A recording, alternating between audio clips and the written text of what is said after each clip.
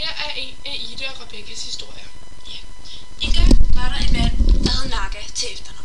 Han hed nemlig Jens Naga. Jens Naga, det var hans navn.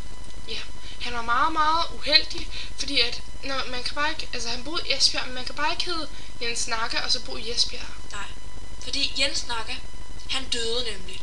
Han boede i Esbjerg, en by midt i Jylland, men tragiskvis hed han Naga, så en dag kom der bare en og sagde, Jens, du hedder Naga, og så døde han. Jens Naga er hermed død. Tag det roligt, Ida. Tag det roligt, ikke Ida? Nå. Derfor, Ja.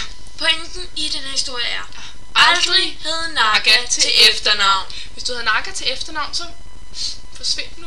Og faktisk, det der med Esbjerg, det er faktisk ikke så vigtigt. Du kan også godt bo i København, ligesom vi gør. Eller i Jylland, eller Aarhus, eller Aarhus, eller Jylland, eller Odense, eller... Og du vil dø af navnet Naga alligevel. Så aldrig hed Naga. Aldrig hed Naga.